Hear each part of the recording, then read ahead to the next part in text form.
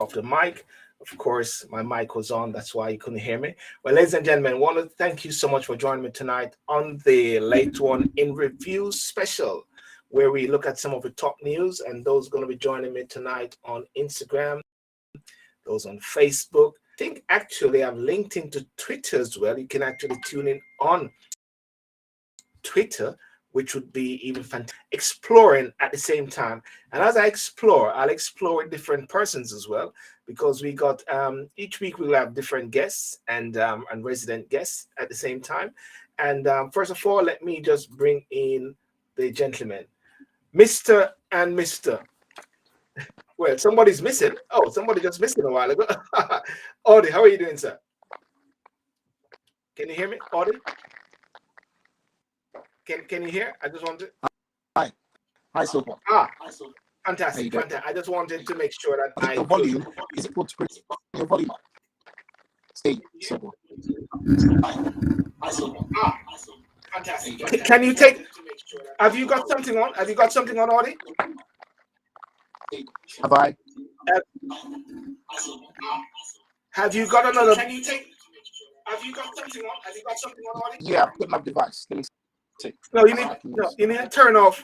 If you got something else, you got to turn it off. You got to turn it off. You got to turn off whatever else you have. So, yeah. If you got something else, you got to turn it off. Right. I have no idea what happened there. Turn off whatever else you have. So, yeah. If you got something else, you got to turn it off. Right. Wow. I have no idea what happened there. Turn off whatever else you have.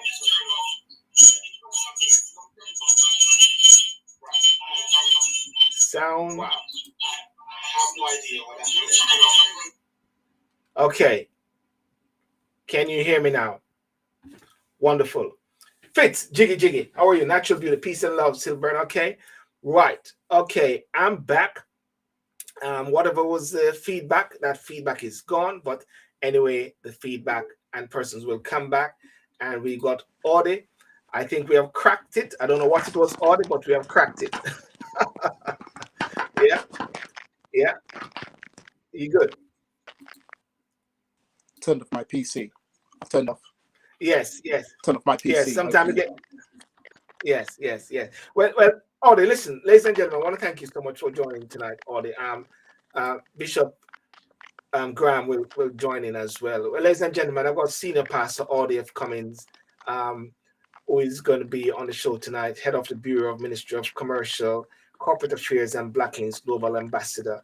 And Audie, if you can just share and tell persons who you are, Sure. Can you hear me? Can you hear me clearly? It's only a fraction better. I'm struggling. Apologies. I'm struggling. Is it from your? If it's a volume thing, it is more a volume from your side, isn't it? Okay. If it's, I've got my volume fully up because I can hear you very clearly. I turn off my PC. Yeah, so people can hear you. I can hear you clearly, but you're saying you can't hear me. Is that what you're saying? Yeah, it's difficult. It's like very low. Okay, let me just ask a question. For anyone watching, if you can hear me clearly, and what I'm going to do as well is just, just do a little test on my thing here to see if I can hear myself also clearly. Hear me clearly, and what I'm going to do as well is just, just do a little test. I can hear myself clearly, Audie. See if I can hear myself also clearly. Hear me clearly. Yeah. Okay. All right. No problem. You can. Okay. I'm just going to put on my device so I can probably get your volume. Yeah. Let me take you out and then you come back in. Okay. All right. Okay. All right. Okay. Fantastic. Hey Gary, how are you doing? You okay? Can you hear me? Yes, I can hear you. Can you hear me? I can hear you very clear. Can you? I don't seem to be able to hear you at all, Why you can't hear me today? That's strange that people can't hear me. He said Aldo said he couldn't hear me as well. and you can't hear me. Let me do something here. Let me just do a refresh.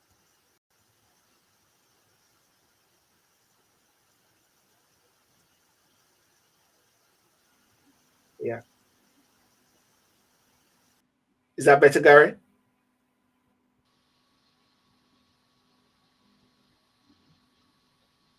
Is that better? Viewing here on YouTube, can you hear me?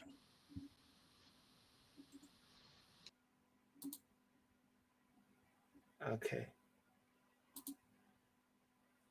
Okay. Let me see what's happening here.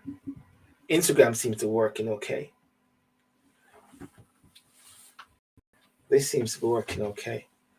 Um, unless something here. One, two, two. Battery is fully charged. Um, I can hear you clearly, but the guest is the one with the audio problem. You can hear me clearly as well, Michelle. Yeah. Let me see. Well, ladies and gentlemen, listen until person's coming. But one of the things that I wanted to look at tonight is let me see. You can hear me clearly there. Bum, bum, bum. Am I moving very clear as well? Am I? Is the movements are okay? Genesis UK join. They're on Instagram. You know, I'll wait to see if these guys come back in, and we see it go from there. But anyway, um, one of the things that I wanted to touch base on is, and firstly, is in regards to the whole issue regarding the Home Office or the Home Secretary has actually flagged up, and they flagged up this whole discussion about that, you know, and the topic which I put up there, one of the topic is that the Home Secretary, and she's in a very tricky position, is about a new bill which will quietly give powers to remove British citizenship without notice. A new bill give powers to remove British citizenship without notice, right? And that is very interesting. And I tell you why it's very interesting, ladies and gentlemen. It is very interesting because I believe that any Home Secretary will find themselves in this position where they are going to be, it's a poison chalice. I'll say it's actually a poison chalice that they'll use. If they're black, what's going to happen is going to say, there we are. We got this Uncle Tom or somebody who's sitting in that position. And if they are, let me see if somebody else is coming in there. Let's see if Gary can hear me. Gary, is that better? I can hear you now. You can hear me now. Yeah, I can hear you. Can you hear me? Did you go and pray? Yes, immediate prayer and fasting, man. Mm. I would have never known that unless I was. This is why I'm glad every time I log on this show, I would have never known that unless I was watching. Now, what is it, James? James, tell me what is it that you never know unless you're watching. James said, you know, uh, Gary, are you coming through? You coming through clear? I can hear Clearly. you. I can hear you clearly. No problem now. Everything is okay. Yes, yeah. Gary, what the topic that I touch base on really is this whole thing regarding the Home Secretary with this new policy about this new bill quietly give power to remove British citizenship without notice. Individuals could be stripped of their British citizenship without warning on their proposed rule change quietly added to the Nationality and Borders Bill. The clause 9 says notice of decision to deprive a person of citizenship of the bill, which was updated earlier this month, exempts the government from having to give notice if it is not reasonable or practical to do so, or in the interest of national security, diplomatic relations, or otherwise in the public interest. Now, that is very interesting, there, isn't it? You know, It is interesting. Um, I mean, don't are we surprised? ladies and gentlemen, are you surprised? You know, That is the question. That is the question that we need to ask ourselves. uh, Are we really surprised at the bill which has been passed? And as you said, quietly. mm, quietly. Let me just hear if Sir Audie, can you hear clearly, sir? Oh, perfect. Now I'm just using my laptop and great remedy. Oh, Apologies, fantastic. my Oh, tardiness, awesome. gentlemen. Awesome. So both of you guys went and prayed and got sorted. Yeah. Awesome. Well, listen. I was just touching base on the whole new secret bill or this new thief in the night policy, which is planning by the Home Secretary. But before I go any further, Audie, this is your first time on the show in review, even though you're my mate and we have been on interviews on different stuff. Go ahead, Flo. Just let the persons know who you are, Audie, sir.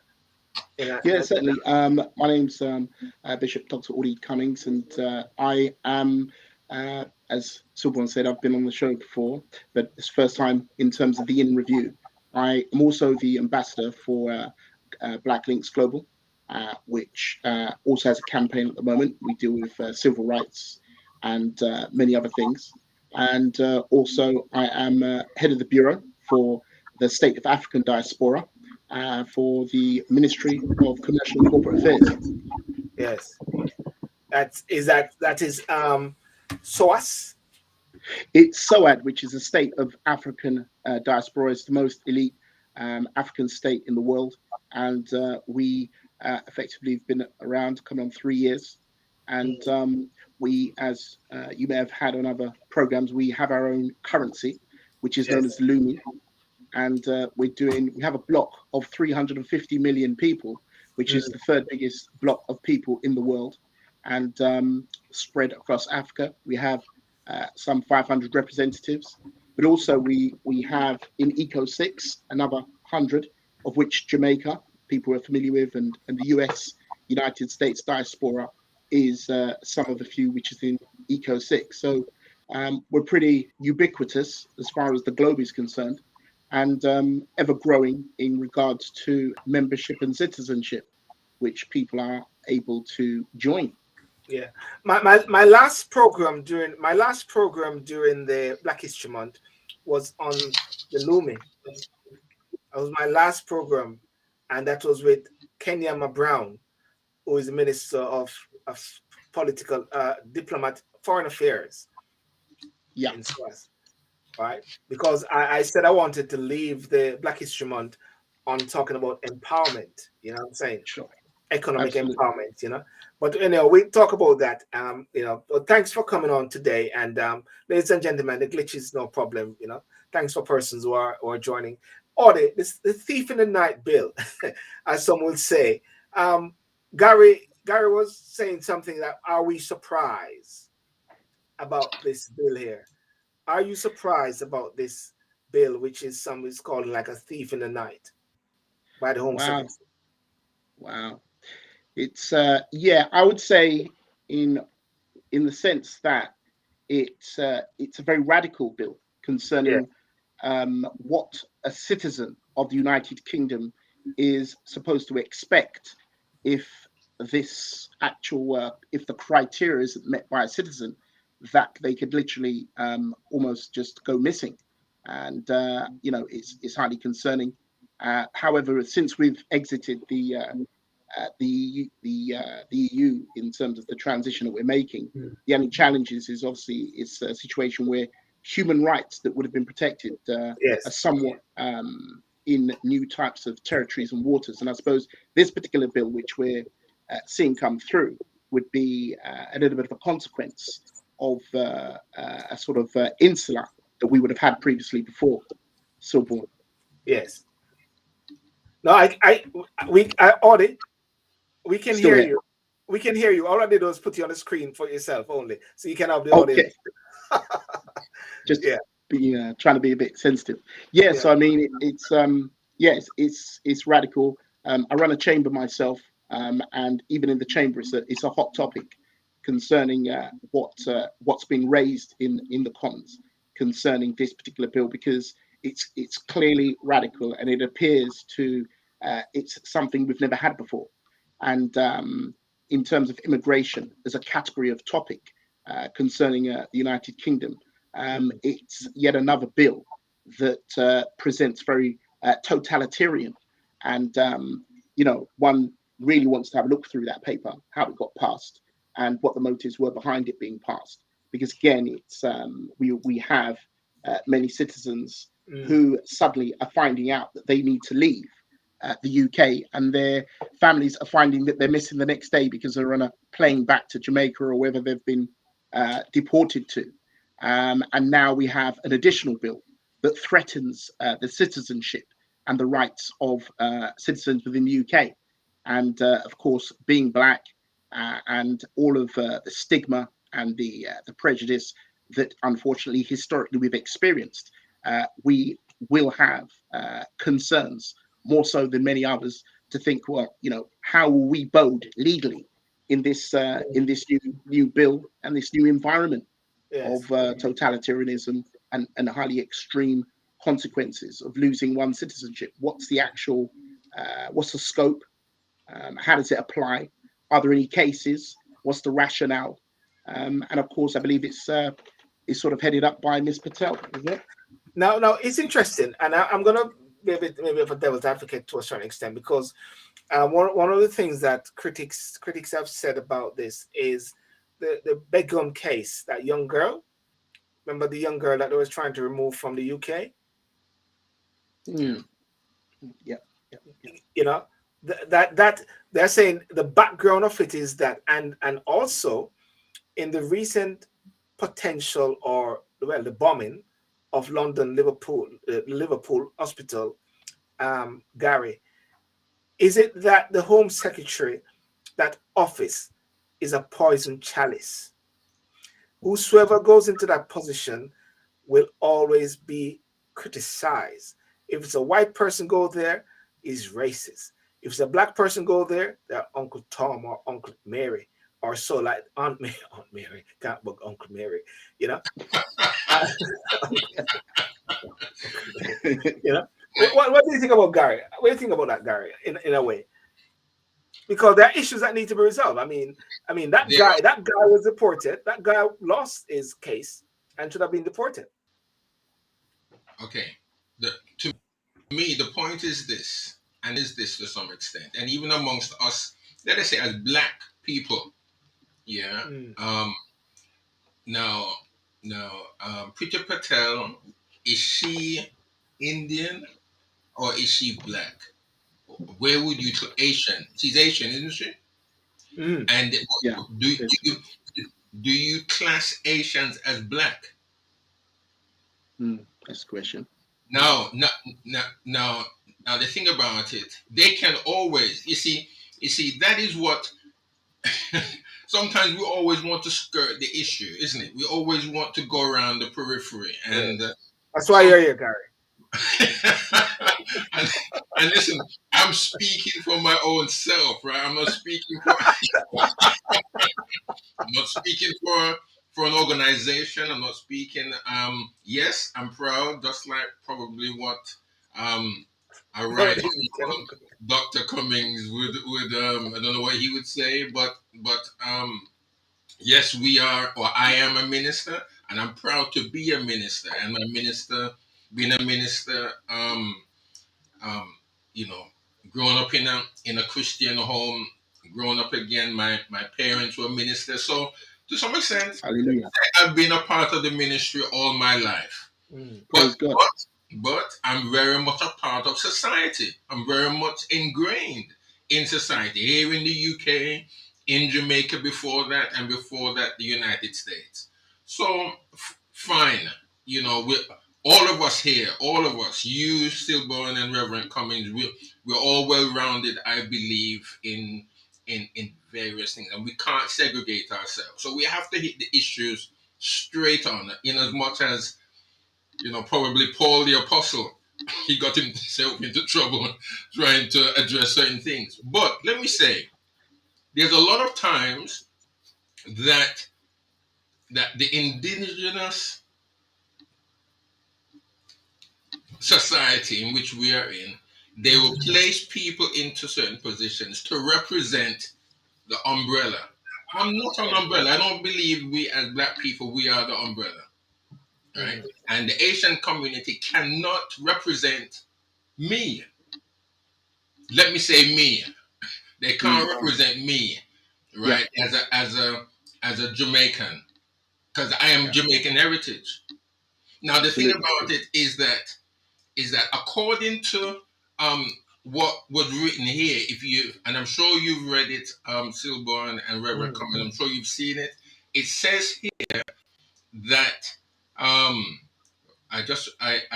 did read it. It says here the Home Office powers to strip British nationals of their citizenship were introduced after the 2005 London bombings. Now, the previous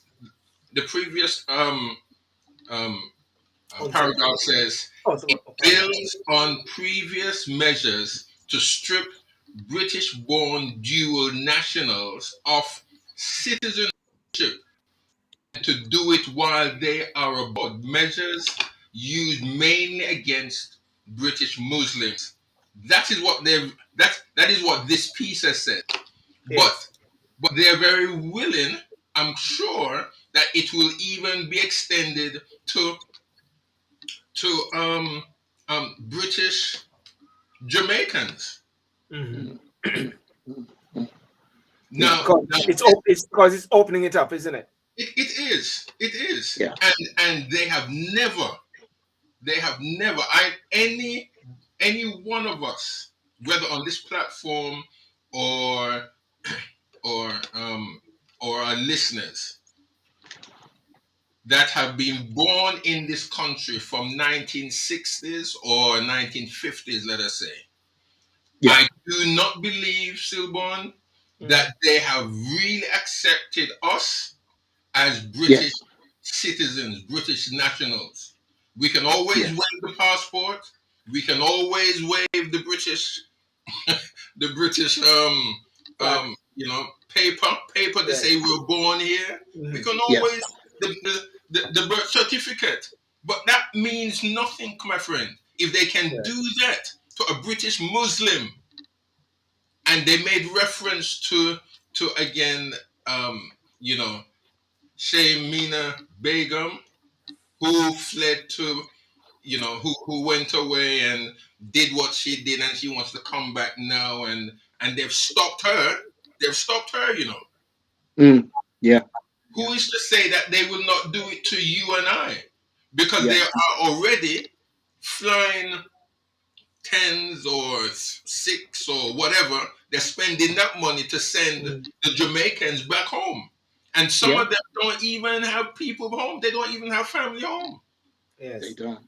Yes. So what we're saying, it's setting the stage for bigger things, if anything, by using this particular reason, because they use a Shamina Begum as a big bit there.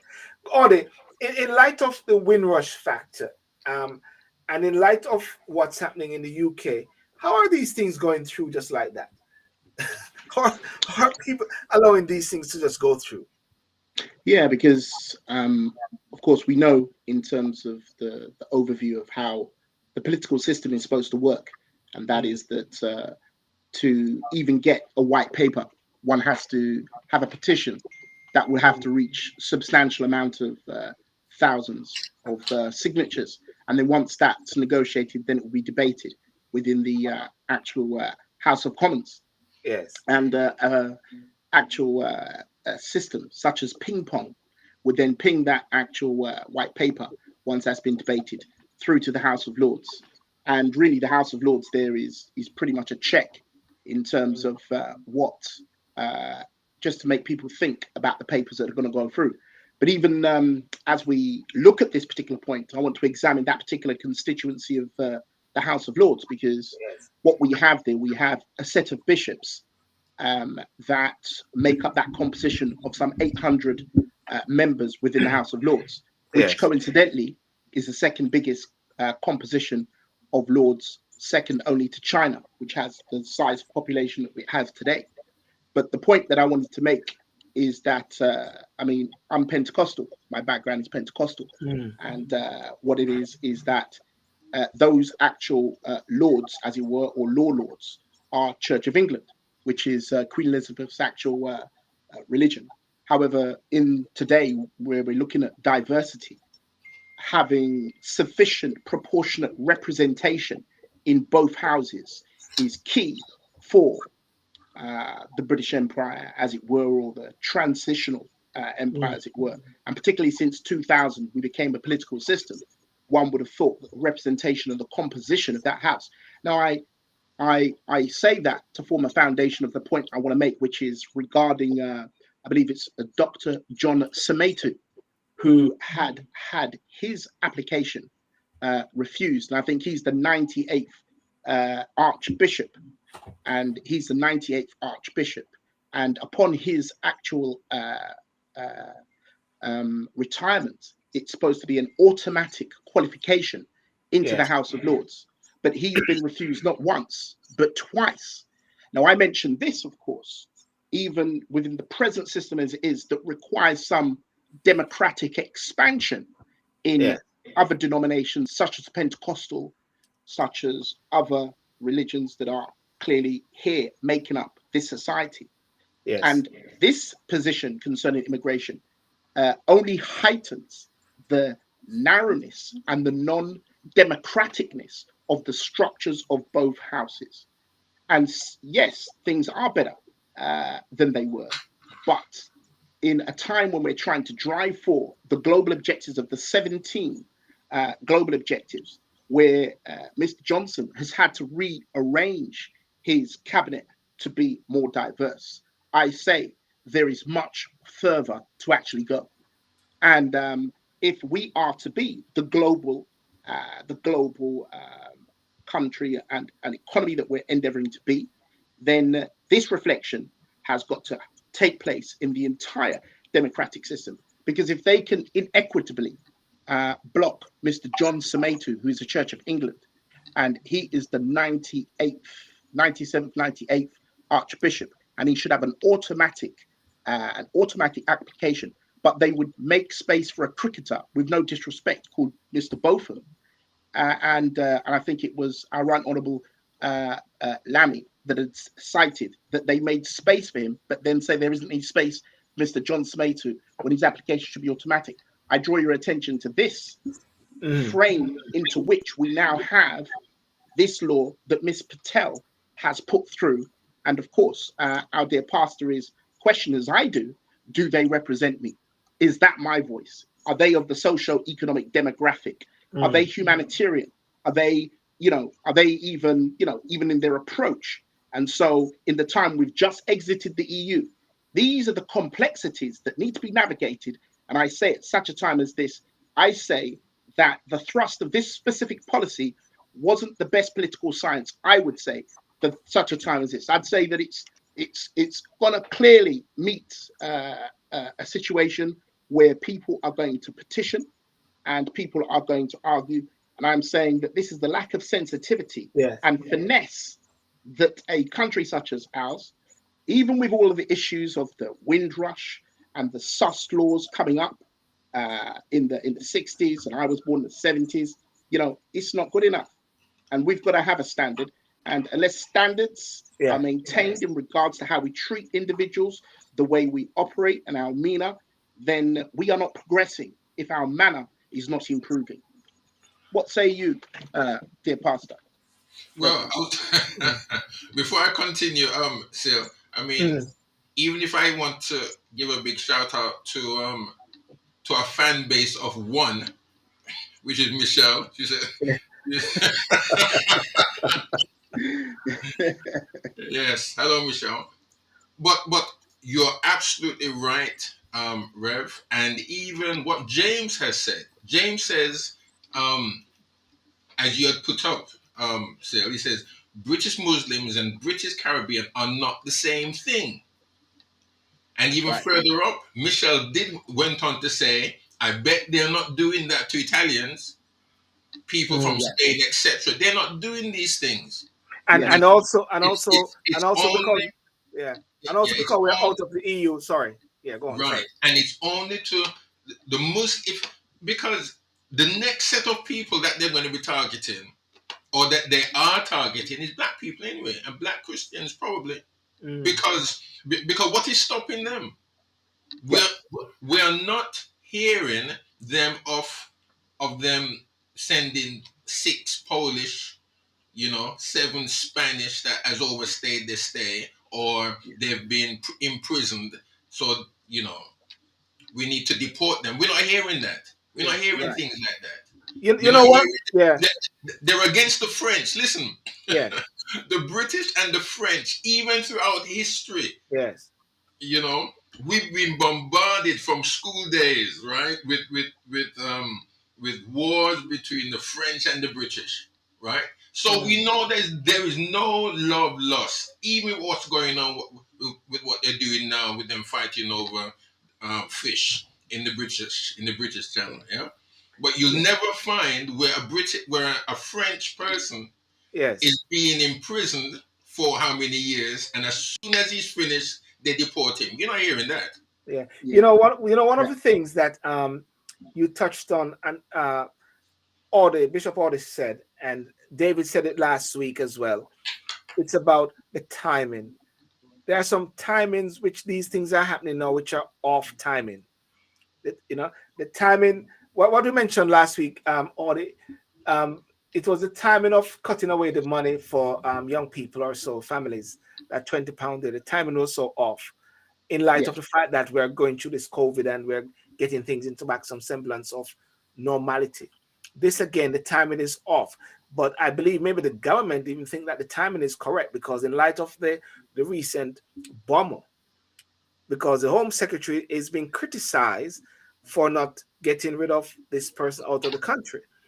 And at the same because the application for asylum was denied and the person is still there. Many people are saying that lots of these young persons coming on the high seas into the UK, they are young men, they don't know who they are. Nigel Farage mentioned this all a while. And so therefore, there's that pressure now which is coming on the Home Secretary. And at the same time, many people are saying the Home Secretary is too tough. But at the same time, people are saying she wasn't too tough for this man that almost went into the hospital and killed a lot of women and babies if he was successful. Isn't she got a poison chalice? Isn't that office is a poison chalice at the same time? Who would want to take it? Gary, would you take the Home Secretary position? They wouldn't give it to a black man. No, no. Let me just say this. Yes, let me say this to you, right? Yeah, That it may be off for us. It yeah. may be very much off for us, as you so rightly say. But it's Mm, at their timing. They know why they do when they mm, do it. It's Mm. always off for us because we don't know the end result, but it's Mm. at the right time for them. You mentioned about the Windrush. Why mm, aren't they really pushing that? Mm. Why aren't they pushing things like that, Silbon? yes, A lot of our parents, foreparents, if we were lucky to have them to come here, they brought us here, right? There was a documentary, and what I couldn't understand was nobody from our community really picked up on what this guy was doing. Can't Mm. remember his name. I think it was Channel 4. I don't know if Reverend Cummins can remember the documentary. But within the documentary, which I think within this year, I believe, or sometime last year, it stated that the then Prime Minister, who was Winston Churchill, Right. tried to, and it's documented, it's there. I wish I mm, could find it. I wish. And I wish you could find it, Silborn, yes, and look at it. The then Prime Minister Winston Churchill, who we were all spoken of as a great man, he stood in wherever he stood, and he made the greatest speech that any prime minister probably could have made. Yes.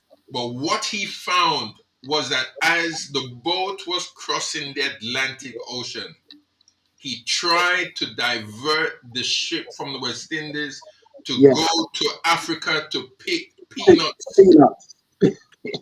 Yes. Yes. Can you believe it, eh? Can Why, you believe why haven't we picked up on these things? Listen, as much as I'm a Christian, and as much as I do not have one one bone in my body that is against the British. Mm. I don't. Yes. If anybody can believe that, I don't. it? Yeah. But the very same people or person that called out for us to come and help build up the motherland, Yes. to build up the broken places that was ravished by war. That's Our, right. our mothers came in to work in the hospitals. Yeah. Yes. Our fathers came in and worked in the factories Yes. to Yeah. help to build, and their sons and daughters now are doing where they are placed and what they are doing now Yes. in law, in big business. They're doing everything Mm. that the Englishman is doing. Yeah. That's right. Yet they are the same Yeah. ones, Silbert, Yeah. that that don't want us here. They don't want us here. So okay. So I'm hearing a little feedback. I don't know if anybody have anything on if there's a feedback on there, but nevertheless, still, let's hear what James says. James said, "Yes, I heard about the Churchill bit there not so long ago," and James said as well, "You would have reason to if you did have something against the British, but at the same time, we are here. You would have the reason to if you did have something against the British, but I think the issue at hand here now is we are in this country." And somebody point out this point. What if they're asking you to leave? Are you gonna fight to stay or just go back a yard? I always say this sometimes, and I know it's a bit facetious, but sometimes they're trying, people are removing and say, we can't go back to Jamaica because we don't know nobody. And I just can't find myself saying any of that at any point. If they're trying to get me to, I say, man, listen, just put me on a first class, man. I go straight to Ochi, I'm saying. You know, I, yeah, I'm, I think that you see, um, we all know where we are, and we know what the situations and the problems are. We know that we've got to be able to place ourselves, position ourselves in a way that um, we can protect ourselves. yes. Whenever there are two opposing factions, Mm, each faction always tries to learn about the other. They mm, try to learn about their strengths as well yes. as their weaknesses. And what we need to do as a people, I think Mm, we need to stop criticizing and stop pulling down each other and support one another, to love one another, man. That's what we need to do because they know how we act. They know how we think. They know how we position ourselves to move forward. And more often than not, they sit back and look at us, tearing put each other our down. arms on. Yes. Now it's interesting about that because if I flag up this win about Azeem Rafiq, plight raises how institutional racist the UK is, not if it. How racist the UK is, not if it is. Because remember before, when we had that recent study, the study had said that the UK is not institutional racist by Tony Sewell. Am I correct? That's what it said. But there are pockets of racism that need to be sorted. In light of Azeem Rafiq. And ladies and gentlemen, Nazim Rafiq is a footballer from Yorkshire, and he was recently came out and started to disclose a lot of racism action against him over the years, right? And it's like a bombshell, but to most people, they're saying, "What bombshell? That's not a bombshell. That is something that we know all the while." What's your take on that? There he is. You know, Azeem Rafiq. Yeah. Yeah. Well, I think it Mm, when I was reading some of the words that he was making, that he repeated that he was being called. Clearly, you could see the emotional abuse that he'd been subjected to. So to even have got to the level of professional football, and I'll just say the little that I know, that when you know we have hundreds I use that want to become footballers, the level of screening that they are subjected to, it's only 1% out of 100 that's mm, going to get through. So if you're in that one, if you're in that 1% out of that 100, which he was, and he got through at that level, and he was subjected to the levels of disrespect, having wine poured down his throat, knowing that in his religion that wasn't allowed, blatantly being disrespected in the presence, and just made to feel there's nothing that he could do about it, and yes. that other famous players just stood by and watched this happen. That's clearly, even in sport, even in a game, the level of racism that was thrown, and having that feeling of that any time you could lose your life. And Mm, he obviously could not take that. And, they affected him mentally, they affected his career, his trajectory. So he's come out and he's speaking about it now. But what it is in light of also what Pastor Graham was saying concerning William, concerning Winston Churchill, I think it's important to take note, because obviously Winston Churchill is somebody that's very important to the yes. British, concerning even when Queen Elizabeth II came and sat on the throne some 70 odd years ago. And yet he's somebody who was known for saying, keep England white. And he was the one that, just as Pastor Graham said, was the one that is supposed to have a mature and responsible outlook, and would have been subject to do a lot of education, is Mm, basically a bigot, and was making bigoted statements about black people. And as he said, they were trying to turn the wind. He was trying to turn the Windrush around, send it to Africa so they could pick nuts. So look at the level of mentality of this individual, that mm, he actually believes all of the pathology that was being put out at the time, when people such as Enoch Powell, who had made his speech Rivers of Blood at the time. mm, And I remember, when I was going to school, Enoch Powell was giving out leaflets outside my school, which was in central mm, London. And you see, I'm just giving you a from and until now to see that yeah. that, of course, entrenched mentality is just there. And it's one of those entrenched mentalities that you're supposed to tolerate. And in the instance of what took place with our Asian footballer, he's a human, and there's only so much a human being could take. But it also tells you about the resilience of people that still. I remember famous players who were black and they went to play for Chelsea, a very well-known person we know, and literally don't know he could lose his life even on the pitch, and Mm, all the taunts that were said. And I believe that the people who were responsible, a lot of the people who were responsible, is interesting, because I think they now own very big brokerages and insurance companies, and they've turned around and funded his charity. Now that's a positive. And yes. Yes. when you think about the level of emotional abuse and what we have to go through growing up, and we're told we have to be 10 times better, we have to be on top of our game, we have to take what no one would take on the chin, we have to get up and keep moving, and that direction better be straight, else we will be responsible. And so for what isn't really our responsibility. So we've got it in the judiciary system, we see it here in policy and politics, we've got it in the actual educational system, the health system, and many other systemic. And Yeah. we have to expose it. We have to talk about it as it is, and be able to apply a level of petition to change things. I mean, I remember opening my first business, which was in North London, Tottenham. And within my first year, if you're talking about how, my first year, someone had thrown acid in my eyes because I was trying to separate and ask people to leave the premises. And Yeah. I'm 20 years old. And yet within 7 days, I'm back in the shop getting that business up and running. But yet only months before, I Yes. received an award from Prince Charles. So Mm, so so we received, on one hand, we have so-called opportunities, receive this grant. Fortunately, I didn't lose my eyesight.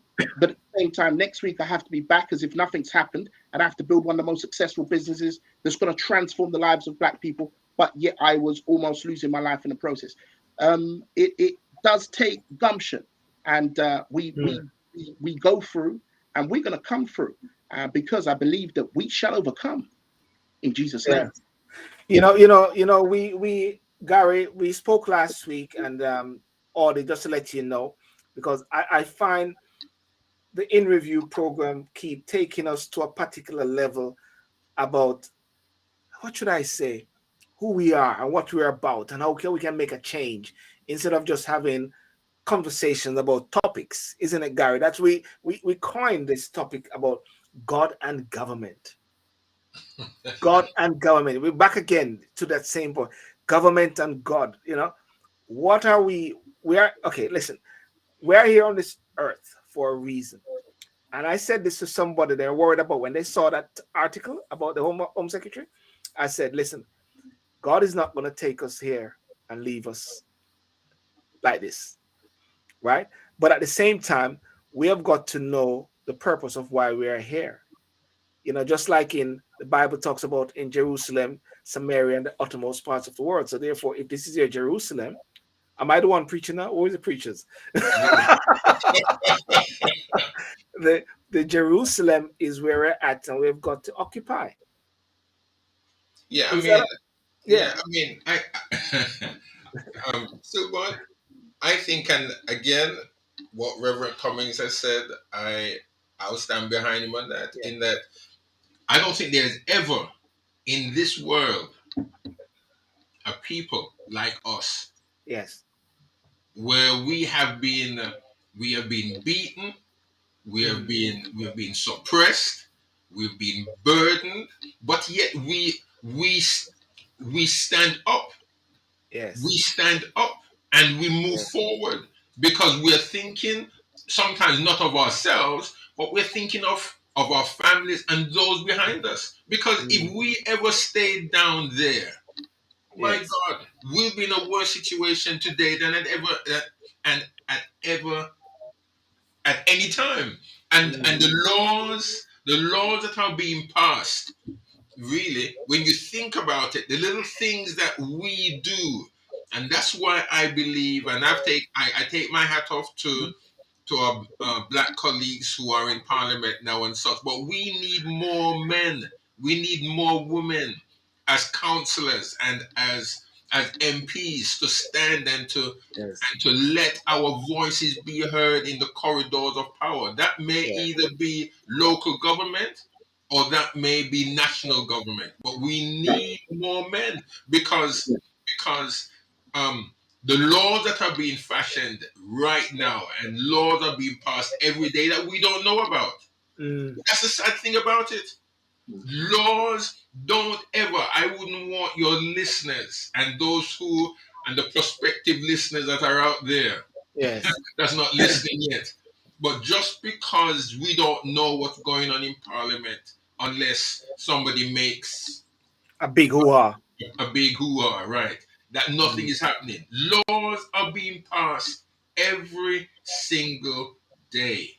And there are laws that affect our lives. But you know what, Silborn? I believe that what we do and what others do and other insignificant others, really, they're helping to bring a blunt edge to those laws so that it's not as sharp against us as it could be, that they want it to be.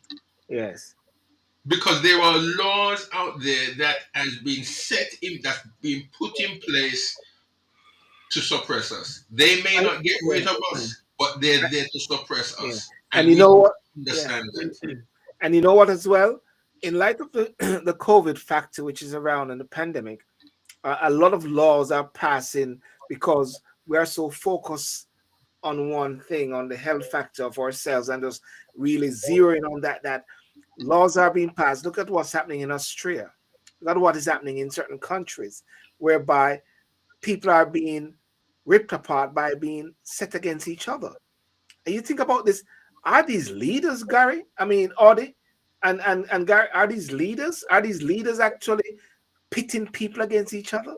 And I think about this each time by saying that up to this day, I'm looking to find a voice which is out there that is speaking some level of sense. But then at the same time, somebody might say, well, they're all speaking sense. It's just that you don't agree with them. You know? I mean, I don't know if Reverend Cummings wants to say anything on this. Yeah. Hmm. The voices of saneness. Yeah, because what we're seeing is we're seeing the way in which we have human beings and the way in which we think, and even today, today's with all the technology that we have, all the programming that we have, people are still, if not more so, having to make sure that our outlook isn't myopic, because with all of the choices that we have, and we certainly have more over the last 10, 20, 30 years in terms of programming, opportunities to travel, we still can be guilty of narrow-mindedness. And the thing is we are a global economy. Whether we want to think of it or not, the things that we buy, things that we do, we're so interconnected in our economies. We're not going back. Things have changed. And what was very clear was that people wanted white immigrants. They wanted white immigrants and want white immigrants. And this was the narrow-mindedness of thinking that that whatever they saw of our people, even those who were leaders, were not making it any better. And I do second what our Pastor Graham is saying in terms of we really have to see this as a multifaceted uh, type of a warfare where we have to push those boundaries that are clearly inequality. It is unequal, it is unfair, and we shouldn't tolerate. And we must do whatever's within our legal power to expose this, to be a part of groups that are going to progress it, but beyond what it is. And I think that's when we look at the Lawrences and what Dame Lawrence and her husband has achieved, and literally what we had over what she had to do over 20 years, probably costing their marriage and their relationship. And the ambulance services didn't want to dirty their hands on the blood of a black boy. Can you see the level of bigotry? And it didn't even have to die. And then the police were bugging the actual parents who were the victims of the parents. Yes. Look what we have to tolerate. This is insane. And so it was that case legally that changed everything, and brought about change. And what that teaches us is that we have to have a real dogged determination, and an idealism that's going to really penetrate. And that's what it's about, not accepting the inequitable norm, but pushing for what ought to be. That's really where it's at. We ought not to tolerate, because it's not that long ago. We're still tolerating inequality, and this is the only way it's going to change. Yes, yes, yeah. That's interesting, and that's a good way to end the show. On the way forward again, but in light of what is happening with the cricketer, in light of what is happening with the Home Secretary and that new policy, in light of what we are seeing, and there's a quietness by the architects and the authors of that report, which had said that the UK is not institutionally racist. And it would be so good if those persons can really come back and say, what's your take on this? Based on what the cricketer is actually saying, based on what we're actually seeing. And Audie, you can also speak into what's happening with the New Cross, because you're saying you had a relative in the New Cross 5 years Yes, ago. absolutely. Patrick Cummings, Mm, out of the 13 that had lost their lives in mm, 81, he was my cousin, and I'm 51. He would have been 56 now. But yeah, the positive thing is that in this instance, in terms of the 13 dead and nothing said, and really an additional person was so, because there were 14 more people that had been so mutilated by what took place, and one of them just committed suicide because he just couldn't take it. So there's really 14 that had died. But what had happened was that there was somebody who had witnessed the perpetrator throw the bomb into the party of black teenagers. and Mm. he had been imprisoned for taking the life of his partner and unborn child. And he made a confession about being there at the New Cross riot and being able to identify who this was. Now, you won't believe it, but the actual police on the case at the time, very similar to the Lawrences, but not they were not very similar in the sense Yeah. that they had covered it up and they had sunk it so that it would not be seen and that confession would not be known. And myself having congregation and people that have legal matters, and I'm telling you, this happens far too often. And this is what they did. And it's obviously now 40 plus years. And that's the consequence. And probably some of those officers are not alive. And Yes. Yes. now we have, but we've got an opportunity. We did a petition, it went over 15,000, so we should be able to now have the New Cross case be opened. And my uncle, Eaton, who basically was the father of Patrick Cummings, who died, and even my very wife at the time, my very wife now, sorry, my very wife now, she basically had brothers and sisters that had gone out to the a party, and I think that was one of the parties that they were going to go to. And I remember she said that she ran into the room to see if they were there, and they said no, they didn't go there, but they could have easily have been there, and Right. so many other. So this is it's still happening, Yeah. and we're resilient. Many that are still petitioning and fighting. Yeah. Okay. Well, ladies and gentlemen, I want to thank you so much for joining tonight, and those on Instagram, Facebook, YouTube, and also drop this on Twitter as well with Bishop Order Coming, Dr. Order Coming, Reverend Gary Graham, yourself, the Silburn, and I want before we go, because one of the daunting things at times is when we speak about certain realities of life. It can be a bit daunting, but it's real. But what is that encouraging word that one can leave? I will start with you, Gary. What's that encouraging word that can propel people on for the rest of this week to show that, hey, because someone said to me, and this was talking about Jamaica in regards to the crime, the person said, Silburn, it is hopeless. It is hopeless. People are losing hope. They are hopeless. The criminals at the same time are doing it also because they have to live and they have a means to feed their family. But the key word was hopelessness. And I said to the person, wow, is it that they are putting their hope in things and man who cannot feed the hope? You know, Um, Gary, yeah, yeah. I'm. It's a shame that you have to cut this thing short, and I understand your time yeah. limitations and all of that. And We always find ourselves back in I this was, situation, isn't it? I was, and I had technical difficulties that I don't usually have. Yes, Just one point though, in addition to what, and I just want to carry on with what Bishop Cummings was saying there, yes, but the greatest voice that the black community has at its disposal, whether we want to accept it or not, is the church. mm, Yes, That's the greatest voice in the black community. The black absolutely. community, if you trace its roots, whether from the Caribbean or Africa, the Yes, church, the minister, the preacher was yes, always the center of that community. And yeah, absolutely. it's been ingrained in us, in our very DNA. And I believe that we have let down our people. I have let down the people. I'm including myself because mhm, we are not addressing the issues. We are not standing and speaking for our people.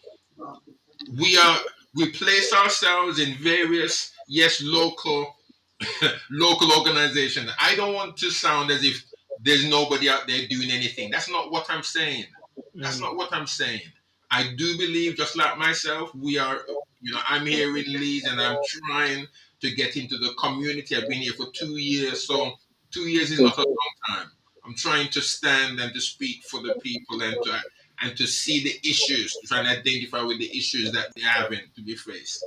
But, yes, but across the board, where the church is concerned, one good thing I believe that, well, I wouldn't even say it's good. One thing that people try to do to us, if they see an individual in our community beginning to stand up and his Yes, head is higher than the others, and they are gaining notoriety. I'm not talking about those without no sense now. I'm talking like the right reverend there, the doctors and the lawyers and such.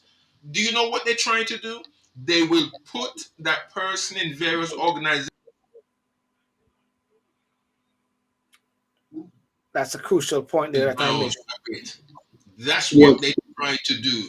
And my friend, what I'm saying Can, is can, that can you stop there, Gary? We Yeah. lost it for a second at the crucial point. Yeah. Crucial point we lost it there when you said Yeah. they'll place them in what? they place them in organizations and positions that will shut them up. Oh, It's just like in a political party. yes. The leader will either do one of two things: either put them in the backbench, or they'll put them in a position where they have to stand by them to quieten them down, to refocus them in other areas. We don't want people like that. We So, don't so, need people like that. so therefore, what you're saying is that okay, we need to get people as councillors, people as MPs, but Yeah. they have got to be very strategic because they can be placed and become elected, and that zeal and that Yes. energy No. just Well, gone. no. What I'm saying here Yeah. is that sometimes it's not a political party that we, as others would say, men of the cloth. It's not we. I'm saying we, as the church now. We don't need to be placed in that. We are more influential. If you really think about it, we are more influential than the MP. Yeah. Mm. As Yeah. ministers, I'm talking about ministers now. Yes, Yeah. yes, yes, We are yes. more influential than the MP. If we begin to speak, if the church in the community begins to stand and to speak, there is no political party can shut them up. Yes. That's right. No Because party can Mm. shut them up. what I wanted to say is, I remember I did a town hall in 2018, and it was the chamber which I launched. And the main topic that we dealt with, which will link to what Silborn is saying, and that is that we dealt with family, church, and government. These are the three institutions that God created. He created family, church, and government. And what it is that the family, the nucleus, even in economics, it is the cyclical key that provides the so-called human resource to go into the businesses, to do the representation. And what we need is, as representatives of God, we are to reinstill the fundamentals of the importance of family, the nucleus of family, and the reassertion of marriage, family, that nucleus that's enabling the actual society, which is made up of families in different categories, but that restoration and belief in the spiritual, because out of all of the different forces, the spiritual is the most highest. And that's why we have got the advantage. Once we come together under the unity of one God, we are able to do his will and his work.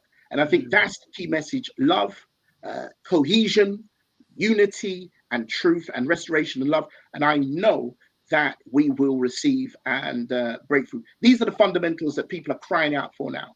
You know, Yes. and that's really You're very right about that. People are looking for depths. Depths they're looking for. Depths that feed their soul, that feed their being. People are actually tired of fluff. I'm sensing that's right. that. They're tired of Yes, fluff. They're nice. It is really a life and death situation. But as yes, I said before, God is not going to take you to a point and leave you hanging. And as I said this morning when I was walking in the park, I think I shared it with you, Audie, and I saw the lovely leaves dropping off the trees, getting ready for winter. And when I thought about it, is that as we go into different phases, we have got to start to shed certain things, shed certain weight, shed certain issues around us to make us lighter to go to the next level. And I believe mhm, that is what is going to happen because there's a new season. There's definitely a new absolutely, season, and absolutely. um, and we've got to take it and seize it, and not to be afraid. Mm. Yes. I Yeah. would May I I mean ask a word of prayer? A word of prayer? Yeah. Yes, Let's let's be pray, of our man. Let's heads. pray. Let's pray. Righteous and eternal Father, as we come before your divine throne of grace, we Yeah. magnify and glorify your name. We thank you Mhm. for the privilege that it is to carry everything to you in prayer. We acknowledge you and the Stillborn TV show and our dear pastor, Lord, and ourselves. And it says, where there are two and three, indeed you are in the midst. And we desire that this programming will transform those institutions for significant Yes. impactive change in Jesus' name. Amen. And divine Amen. peace. Amen. Awesome, awesome. That's beautiful, man. And somebody said the churches are getting a bit political themselves. Well, I think it, it, is it right for the church to be political? But the church, but politics. I mean, the great men of God were all political Oh in the yeah. sense where they stand up. That Oh is yeah. why, Gary, it's so important that we get this program going. God and government and all the. I think you'll have to be a part of Oh this yes. thing. And And God, and and my one fan, Michelle, must be there too. Michelle said there's a time and a season for everything. Well, well, ladies and gentlemen, thank you so much for joining tonight. And for Thank those you. on Instagram, those on YouTube, those on Facebook, those on Twitter, also thank you so much, Bishop Dr. Audie Cummins. Thank you so much for joining us. Thanks for having me. Sir Reverend Gary Graham. Um, Thank you so much for joining, and we'll see each other next time. And ladies and gentlemen, remember to like and subscribe definitely to the Silver Show. Until next time, all right. Peace out. Thank you very much. Hallelujah. Peace out. Bless Good you. night. Bye bye. Bye.